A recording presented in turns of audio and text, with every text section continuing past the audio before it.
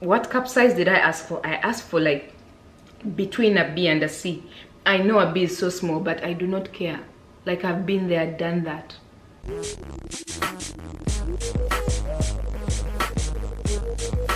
Hi guys, before we get into the video, I've just realized that I've filmed the whole video vertically because I have been so used to taking reels and phone content that I forgot about YouTube. Please bear with me and watch the video as it is. It's in vertical form, and I can't repeat it. Like, it has to be organic. One take only. The message is there that I'm talking about my journey, so enjoy. Please don't forget to leave a like, comment and subscribe. Thank you so much. Hi guys, welcome back to my YouTube channel. I hope everyone is doing good and I hope you're all okay. It's been a while.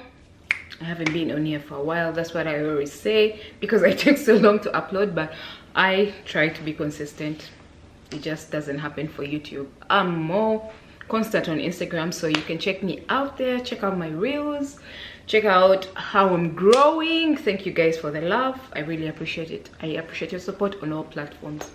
And before we get into this video, please if you haven't yet subscribed to my channel, please subscribe. Click that subscription button, and you can also click the subscription bell just in case I have an upload. You can get the notification. Anyway, yeah, let's get into the video. So the video is about starting my breast reduction journey.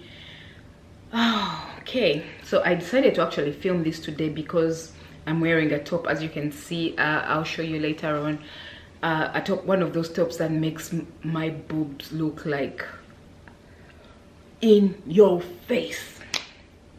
Anyway, that's the story of my life. I will start by saying I started like having boobs, I think at the age of about 10, 11, 10. Like, I already had boobs. Like, you know, this girl has boobs. They're coming up, they're growing slowly by slowly, and then afterwards it was okay. It was okay for a while. I started like dancing. Like, I was already dancing, of course, but I had to wear like almost like 2 bras to actually be able to dance without bringing the attention to my boobs, if you know what I mean. For those who are wondering what I was doing as dance, I used to be a professional dancer, dancing hip hop, Afro beats and stuff like that, traditional dances and everything. And that journey came to a stop when I moved to Canada. Now, when I moved to Canada, I started putting on so much weight. Like, it just happened. I ate food. Like, I actually don't have such a good relationship with food, but that's a story for another day. So I started putting on weight, and when I started putting on weight, my boobs were also becoming bigger and bigger and bigger. And I've noticed, like, when I moved here, like in Uganda, it was very okay because in my country people have like big butts, big boobs, you know, like, and sometimes people have like that natural figure 8 where someone has like big boobs and a big butt. Like yeah, I was going to say something inappropriate. I stopped myself there.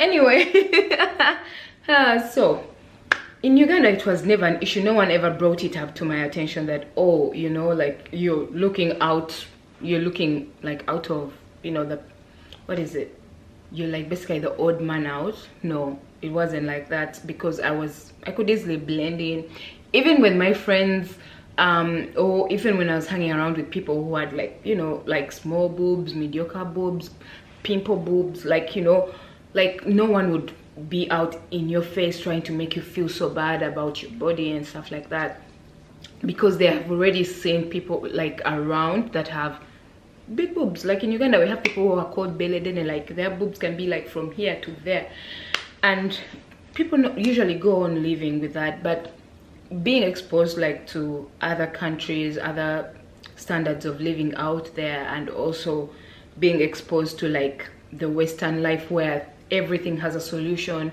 medically, technically, everything like has a solution. Like, that's like, people are innovative and stuff, and people push you out to make sure that you are living your best life. So when I started gaining so much weight, I started having back problems and shoulder problems, and now that affected the way I work. And I think that's when we also started going into like work at home mode, and I would have like the worst back pain you could think of. I would try like not sleeping on pillows, sleeping on pillows, buying different pillows, etc, etc, and eventually I ended up getting like pinched nerve.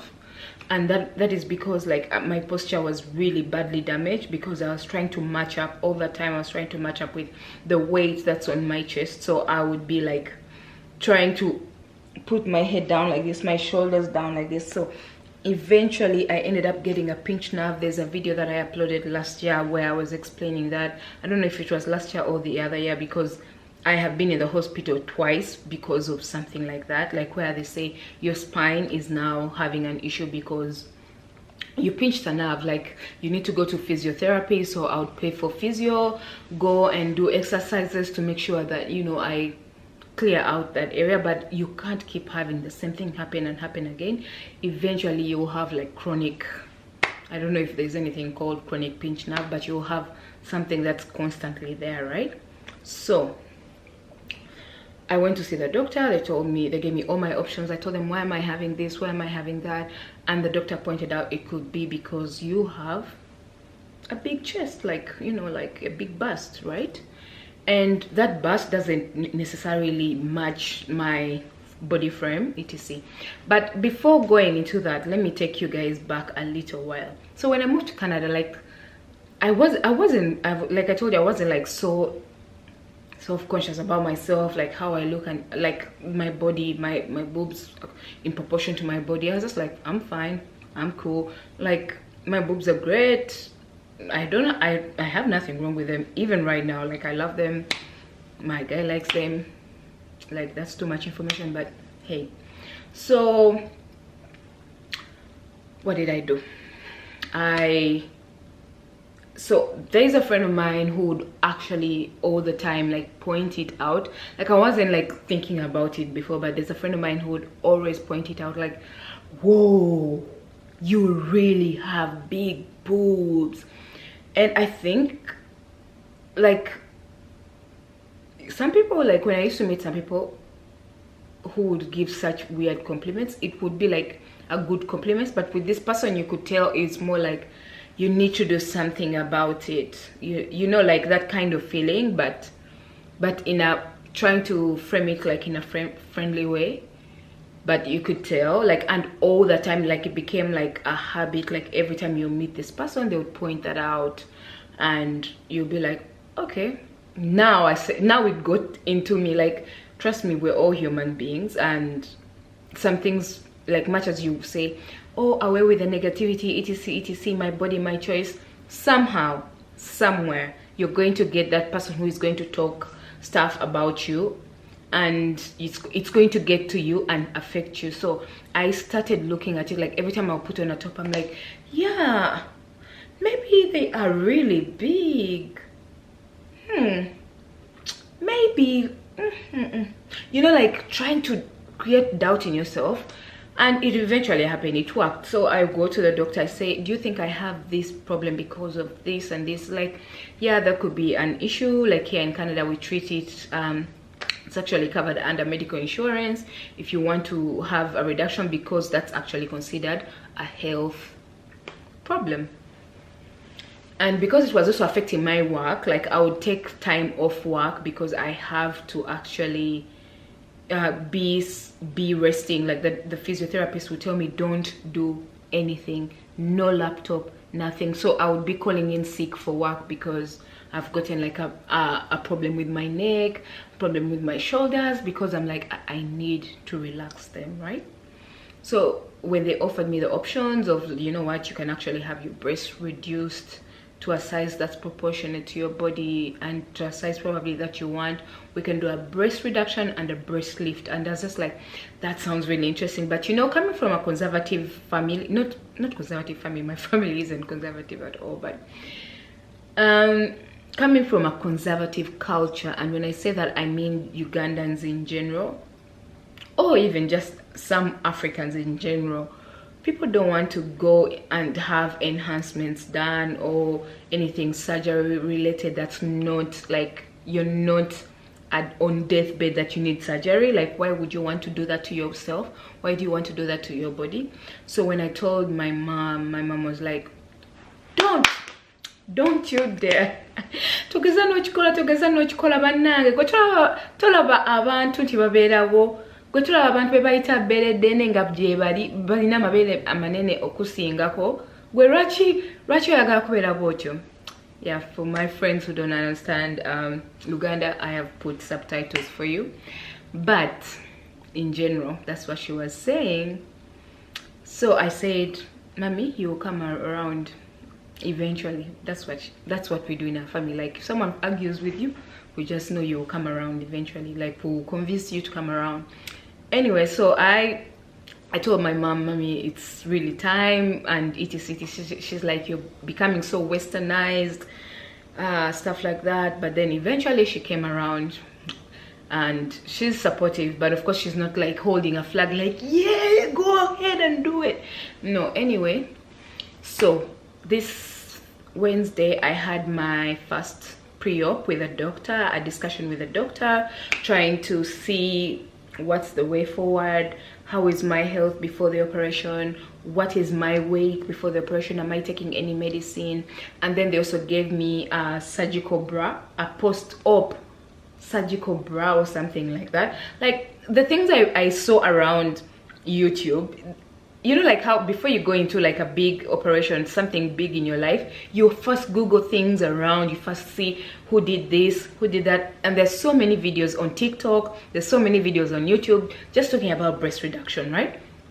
And I could tell like everyone's experience is different, and my experience was totally different, because when I was asking her, do I need to take this, do I need, because I'm seeing these people are taking all these things, do I need to buy them, do I need to do this? No. But she told me I can give you like what to do, what to buy. And then she told me about this Amazon scarf something. I'm going to put it here. She said I will have to use this after my operation. So my operation is on Thursday, guys. Pray for me. I'm going to be MIA the whole of Feb, and it's going to be, yeah, I'm scared, trust me, but at least I have Lloyd to take care of me. I have my family, so I hope I'll be in good arms, and of course God take charge. So anyway, this is the first recording, and I'll probably add up some things when I have finished the operation, and then I'll probably upload like 3 videos of this, like one, this is the introduction, then I'll upload after surgery, and then I'll upload like a 3-month update, and then later on a year update, because I know they say it takes like a full year to heal. You can start doing stuff, but like a full year to really see the results. So don't you be going on my stories, on my pictures, trying to zoom in, trying to see that change. They say that change will take over like a year or something. Anyway, what cup size did I ask for? I asked for like between a B and a C. I know a B is so small, but I do not care. Like, I've been there, done that. Now it's time for me to just live, and I really want to do this so that I can start working out. Working out has been an issue for me. It has been difficult for me because anyway, when you work out, you feel like first of all, getting the right bra for you to work out, that's going to hold you guys, you don't know the hustle, you don't know the half of it. Like, and I'm not saying that the people who have very small boobs don't have hustles of their own. They do. Like, people get insecure and stuff, and I acknowledge that. I'm just saying this is my narrative, and this is my journey, and this is how I feel right now, and why I've gone ahead to do this operation. Thank you so much for listening, and till next time, bye.